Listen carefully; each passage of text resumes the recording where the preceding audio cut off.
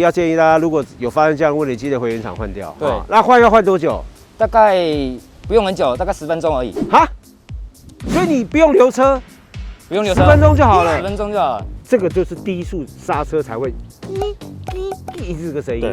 你去喷看看，喷完之后，10个有8个说，没了。但是过一阵就出来，可是他们已经知道，我想生命会自己找出路啊，这个也会自己找出路，所以他会知道啊，就这样就可以解决了。有没有缺点？缺点有，例如它的，好，那对嘛？所以当初为什么没有买银版，也是这个原因啦。好，今天继续拍摄我们长期追踪的单元。好，那第一台车是现代的途尚。来，我们先介绍车主进来。你好，嘉伟哥你好，你贵姓啊？新装的装，装先哈。是你这个是韩国的改装用品。哦，这不是台湾的。不是台湾的。啊，这是贴卡泵的。这个是真的卡泵吗？这真的卡泵。对嘛？对，因为一敲就知道。是啊，这个自己贴的对不对？对。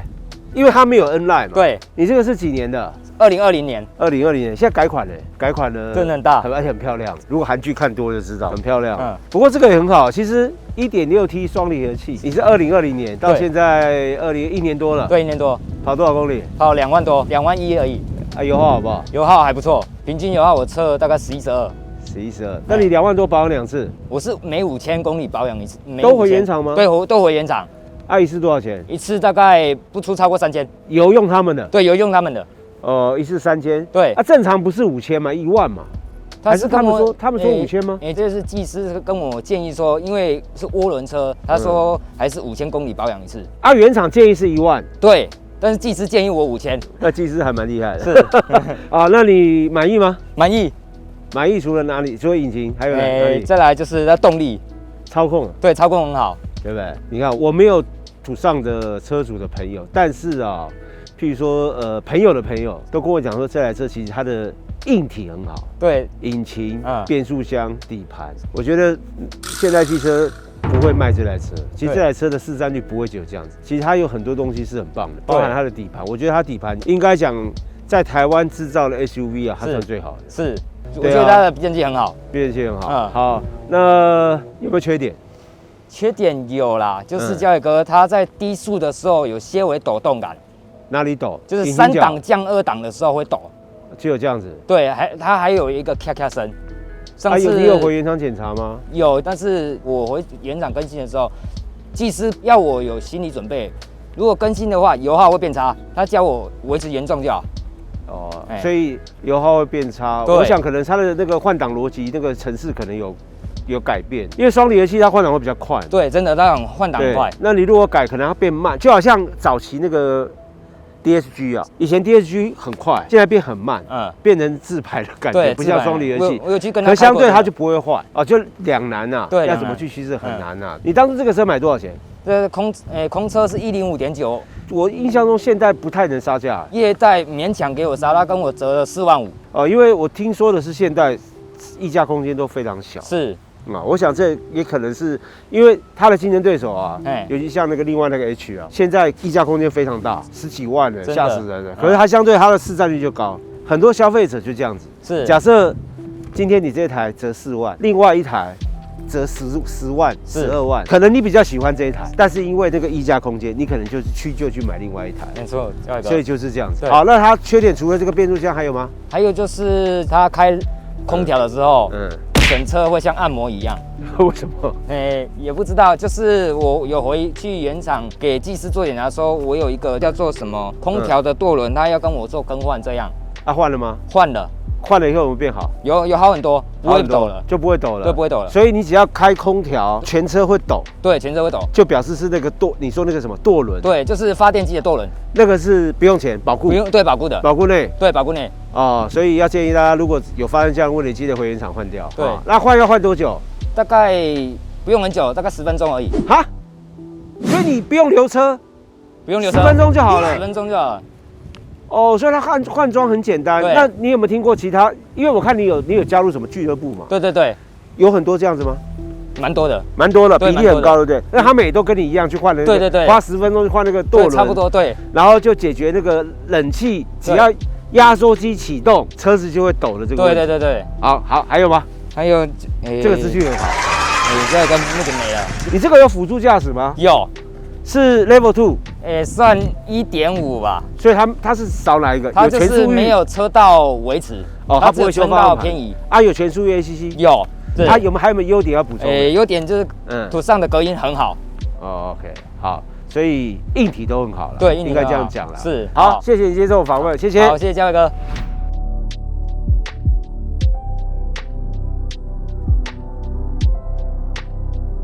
好，第二台 BMW 520啊，这是改款前的。好，我们来介绍。你好，你贵姓啊？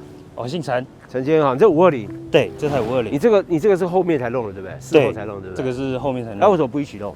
你这样很多人就一眼就看出来你是事后弄的。对，是事后弄的。因为你的车窗框没有。对。然后这条杠也没有。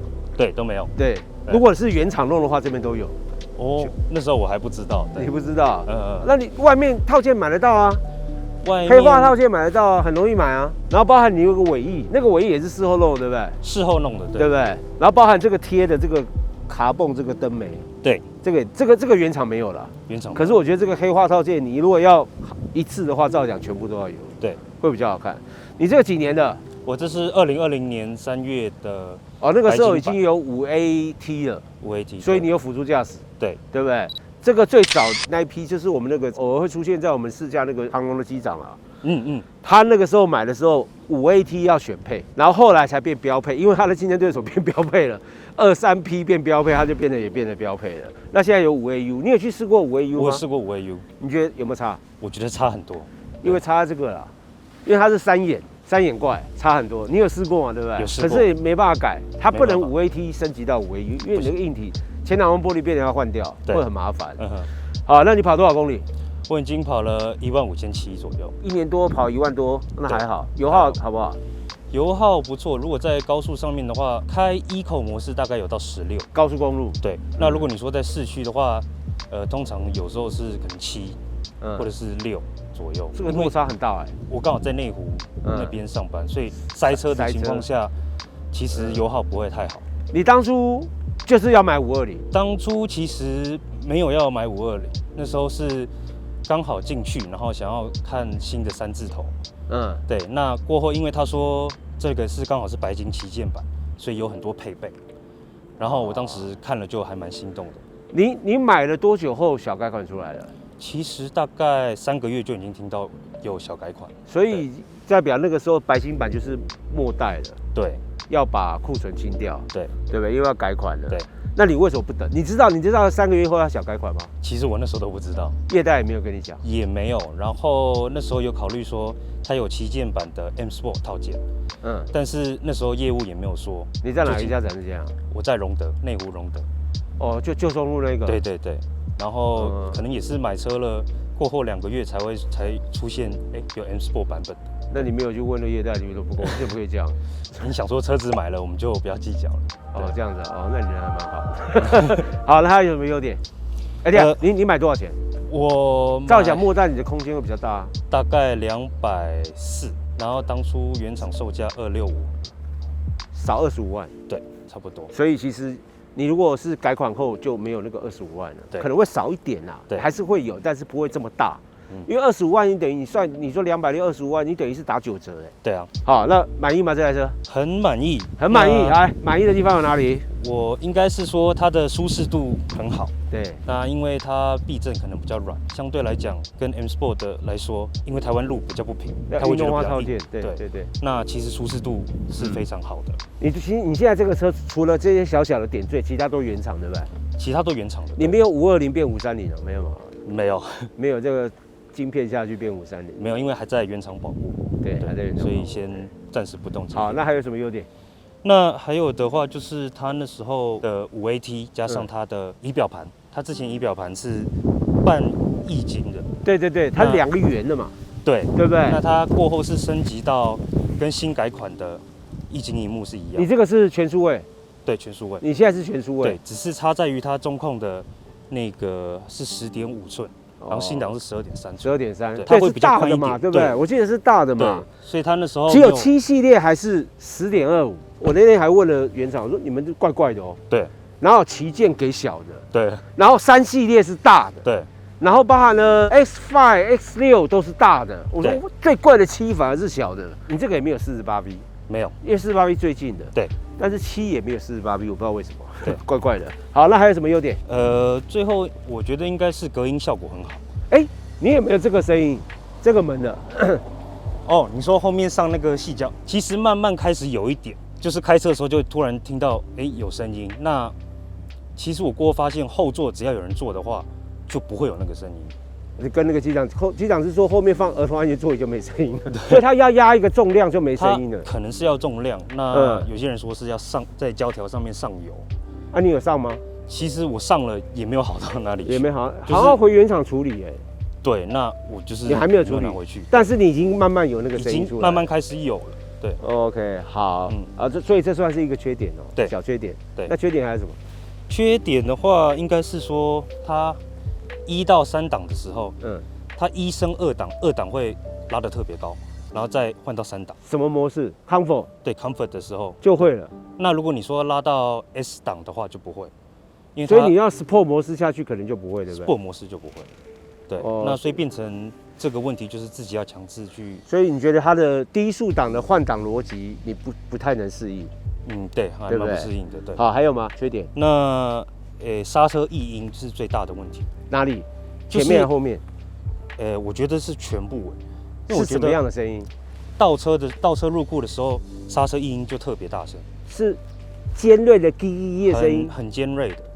那低速才有，对不对？低速，非常低速，对不对？大概在10以下。我教你一个方法啊，你下次去一个轮胎店，你请他拿那个气枪啊，从这边喷，就是卡钳和蓝鳞片这个地方喷一喷看看，喷一喷你再去开看看，可里面有小石头，这个就是低速刹车才会滴这个声音，你去喷看看，喷了以后没有的话，可能可以维持一阵子，但是维持一阵子之后。有可能你运气不好又进去了，对，因为那个小沙子啊，像这种小沙子啊，它很细很小，但是它如果是附着在来鳞片和碟盘，它只要咬一次它就进去了，你知道？进去以后它永远在那个上面，就很麻烦。那你有时候运气好，用气枪可以喷得掉，尤其是在你回家的时候，来鳞片和碟盘是热的情况下。比较容易会有声音。对，那如果是冷车出去，早上，比如现在冬天，冷车出去比较不会有。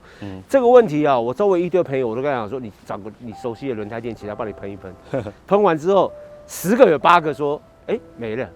但是过一阵就出来，可是他们已经知道，我想生命会自己找出路啊，这个也会自己找出路，所以他会知道啊，就这样就可以解决了啊，就可以解决。你下次可以试看看，好不好？还有吗？最后也当然它是一个优点也是缺点。如果刚刚说什么？它的舒适度很好，但是通常你在过弯的时候，它抓地力感觉好像不太够，因为你的轮圈尺寸嘛，加上你的悬吊的设计，它就是舒适，对，所以就变成说很难兼得啦。它的你这个保养几次了？我这个目前到现在才保养1次，多少钱啊？大概6700左右。换油、机油？换机油而已。变速箱当然还没换嘛，因为还没到嘛，对不对？所以6000多块。对，你有3单吗？有，我之前是说想要就是换机油而已，但他还是说，那可以加一些雨刷水那些，那些我就说其实根本就不需要。OK， 其实外面汽车百货自己弄就好了，对不对？OK， 还有吗？还有什么优缺点？音响吧，我觉得因为它音响它不是，你是 Harman-Kardon 吗？它不是，它就是原厂的 Hi-Fi， 对 ，BMW Hi-Fi， 所以在高音的部分几乎完全听不到。那我过后是自己去加了Harman-Kardon的高音就好一些。你有自己加？对，我去原厂加装它Harman-Kardon的高音而已。原厂有这个服务哦？有，原厂多少钱？记得那好像是11000左右，包含工。对。加上去之后差很多吗？其实差蛮多的。所以建议就是原厂最入门，因为它喇叭数比较少，Harman-Kardon的喇叭数比较多。它好像只有6颗，6颗，对。所以你等一下变8颗了。对，现在变那2颗要1万多块。对。安装多久？安装好像3个小时。那很快哎。对。很快啊，所以给大家一个参考，就是如果你是最入门的 B&W， 现在应该全车系完都7一定有了，因为7本来就比Harman-Kardon， 1啊、2啦、3啊、5啊、4啊这些比较就是价位比较低一点的车款，他们其实可以透过事后而且是原厂的。对，你是在隆德一样在隆德，对，也是在隆德，所以表示隆德有，其他应该也都有，对不对？没错。好，谢谢你接受我访问，谢谢。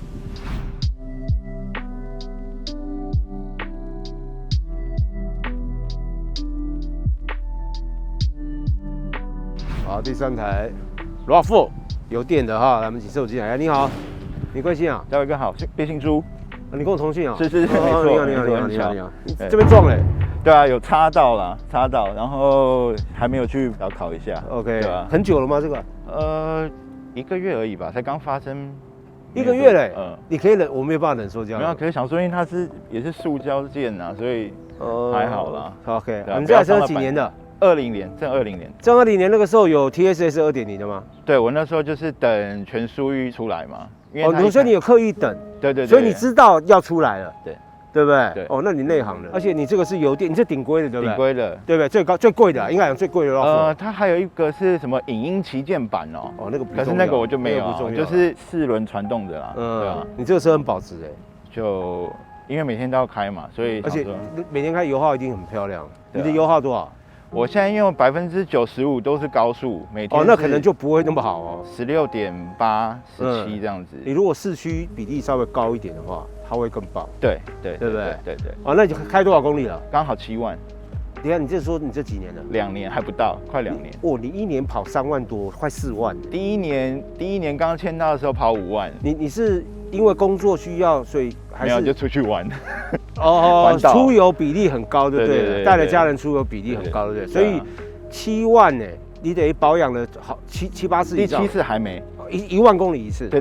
一次多少钱？小保养2000多，然后用它的油。对，然后如果不用它的油，在1000块啊。然后大保的话，我有换过刹车油是5000多，然后换过变速箱油5000多，2个就1万啊。没有分开来的，在不同公里数碰到的。分开来的。对。你那个5000多还包含了原本的机油。对不对？对。就是4万公里换刹车油，然后我6万的时候换变速箱油。可是原厂是说8万才换嘛，可是我没有等到8万，所以你要求先换，对不对？对，你为什么会你觉得变速箱怪怪涩涩的吗，或者怎么样？可能就是从以前开车保养变速箱的习惯吧，因为之前有开马5，那时候就习惯可能4万就换变速箱油，然后想说因为新车还不熟，然后还有就是怕说可能零件或者一些磨耗、一些铁屑在里面啊。所以我想说，没关系，油这个钱不用省。你很懂车哎，就给它先换掉，对不对？你汽车的基本常识应该还不错。就觉得这个油的东西不需要，真的不需要省啊。而且第一次漏油下来，你可以顺便看一下油的状况啊，看有没有替赛的。对，如果说 OK 的话，那我再拉长我换油的时间嘛。但是如果说刚开始你都不了解，先不要冒那个险啊。你观念很好，对啊，没错。那你对这台车满意吗？当初买。就是为了油耗好啦，所以对于它油耗我是满意的。然后外观，然后再就是保养的便利性嘛，因为毕竟Toyota它的维修厂多。你这个车当初定价是多少？定价那时候一开始第一批出来是126.9，后来我们这一批又涨2万，因为变全速域嘛，128.9。对，然后业务再给我扣4万，所以我是124.9。对，所以折4万。对。因为它油电折扣不多啊，毕竟它这个是进口的嘛，对不对？它折扣不多。对，如果是纯油的会稍微多，就会2.0的可能会稍微多一点。对啊，那基本上我觉得你对这台车应该是算满意的。对，因为我每天都要开啊。那它有没有缺点？缺点有，例如它的车美式的音响。好，那又是车美式，对嘛？所以当初为什么没有买影音版也是这个原因啦。那想说，毕竟。自己一定会去改它，所以你也不需要买到它。所以你有改音响？音响有改，它的原厂音响。你有改什么东西？音响？喇叭全部换掉啦。几颗？原本是6颗嘛。那你现在车上是几颗？门上各2，前后各2个。对。然后原本的前面高音。对。然后我又多2个小的高音。对。所以，然后再加后面的重低音，所以是9颗。原本车没有重低音。对，原本车没有重低音。那你有装扩拉机吗？也有装扩拉机，对，就是把我原本旧车上面移过来这样子。OK， 就扩拉机是原本的。对。那你这样子弄价要多少钱？大概1万块吧，对吧？连工1万块？没有工我自己弄。你这个自己弄的？对啊，因为 YouTube 上面其实很多大家的一些车友就是 DIY 教学啊。那你这样弄要弄多久？很快其实像门上2个喇叭，半天就搞定了。所以你自己去买喇叭单体。对，把门板卸下来，对啊，然后把原本的音响喇叭拔掉，对，换上你的，对。那我问你啊，朱健，我们讲结果，音质差多少？如果原本 Toyota 评它给的音响是60分好了，我换完之后，我觉得应该有80分啦。80分，你的80分搞不好对很多人来说是100分的，不一定。对，也有可能，对不对？也有可能，对啊。那除了这个车美式，然后音响以外，还有什么缺点？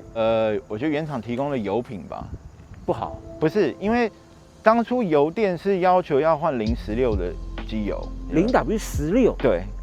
好，就很稀耶，非常稀耶。对，因为油电车不是常常会就是你油门踩 C 的时候，它直接跳变气，引擎会启动嘛，所以他希望是那个机油能够赶快做到润滑的动作，流动性会比较好。对，他希望赶快能够整个循环到。那在国外，他 Toyota 给车主的原厂手册里面啊，是提到是说，你可以用020的机油，但是你下一次去保养的时候，请赶快换回来016。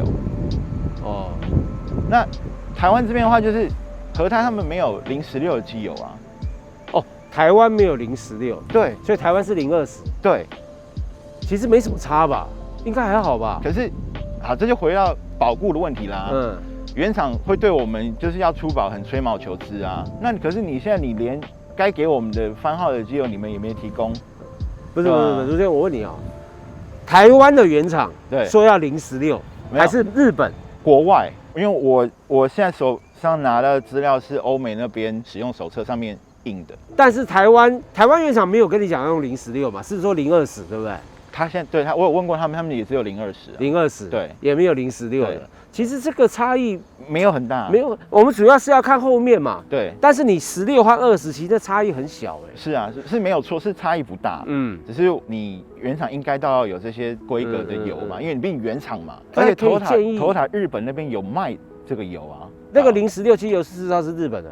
对，日本的。哦，对，而且是 Toyota logo 在上面 ，Toyota。OK， 那我觉得有可能，我猜啦，我不能确定哦，我猜啦，日本天空和台湾还是有差。日本稍微凉一点，台湾稍微热一点。你如果到泰国，如果泰国也可以用016的话，那我觉得台湾就要用。可是泰国更热嘛，对不对？人家夏天更热，你这种更热的情况下，其实016有点不够，其实020都不够。太稀，对，太稀了。不过现在的车，因为他说你这个因为没有涡轮，所以还好，自然进气。但是现在很多冷却的油冷的油道很细。对啊，它不像以前我们早期那个车铸铁的，它的油道很粗嘛，所以以前那个早期都10W50什么的不是涡轮车都这样。现在涡轮车用那个你的汽油道它会堵住，对，散热会变很差。对，但是这我还是第一次听到，你可能有做这方面研究。不过我想你都是回原厂保养，我都回原厂全部。你有回原厂保养，我相信这个保固的问题应该原厂还是会出保，因为你回原厂嘛，对不对？好，那除了这些以外呢，还有什么要补充？那个隔音吧。隔音不好吗？隔音我觉得不好。哪里的隔音？轮毂还是门板还是风切声？还是都有？都有，真的都有。可是你的门板，你说你在弄音响的时候，我已经有自己在加厚一些东西。你轮毂没有做隔音吗？没有，还没有。轮胎还是原厂？换过了，因为已经跑7万了，6万已经换掉原厂的了。用南港。你这南港你会不会是这个轮胎炒啊？不会，因为我才刚换1万而已，我6万换的，现在7万。6万是第一套，那套换掉了。对。那一套是什么牌子？普利司通啊，原厂。普利司通。那因为我每天都要开，所以轮胎消耗的比较多。对。所以我偏向就是以南港，它算是 CP 值比较高。你这个是在外面轮胎店换的？在外面轮胎店。因为你原厂就Yokohama或是普利司通嘛。对啊，可是对我来讲太伤了。因为那个单价比较高。对。这个比较稍微便宜一点。一半。原厂多少？原厂要一条多少？5、6千吧，至少。这个被2、3千、3、4千。3千啊！差一半。那这样子表示说这个轮胎可以买2次。还有那个冷气的异音啦，压缩机有时候有那个潺那种流水声。这个有问原厂怎么无解？问过有没有？你们俱乐部或什么其他车主也有这样？有些人说什么换过冷媒会好一点，可是这个肯定要自己付钱对啊，原厂这个不保固对，所以我现在想说，好吧，反正它没有妨碍到行车安全，就让它。而且那声音应该很小，对不对？很小，就是你没有开音响的时候才偶尔听得到。哎呀，你音响改这样子，转大声一点也听不到了。然后最后一个是那个刹车啊，有次我去开到合欢山啊，在塔塔加那边，然后你去踩啊，它就不叽不叽那种声音，就是好像因为压力的关系，因为高纬度啊，它那个刹车棒补还是什么。我不知道为什么会这样。然后到我后来下到阿里山之后，那个声音就不见了。OK， 对，那个油管里面有空气啊？我不知道。可是那时候我还没有换过刹车油。那你换了刹车油再上去过吗？再爬？还没。你换刹车油是整个来从不是添加嘛？不是，就是回原厂他帮我全部漏掉这样子。漏掉，然后再把 AR 放掉，然后再加进去，这样一直不断的放这样进去的嘛，对不对？没错吧？对。好，那你下次有机会再上去看看。好，如果没声音的，就可能是油管里面有空气，因为刹车油这种东西，它不是短时间要马上一直不断更换，而且加上我们高山多海拔一直在变化，都有可能会产生一点点。好不好？有空气不是应该是会有危险性吗？不会，一点点不会。哦，一点点不会，除非你油管破。对。整个油泄完没有压力，那就才会没刹车，否则那样还是会有刹。就算你油管里面有一点点空气，还是会有刹车。OK， 好，差不多就这样，对不对？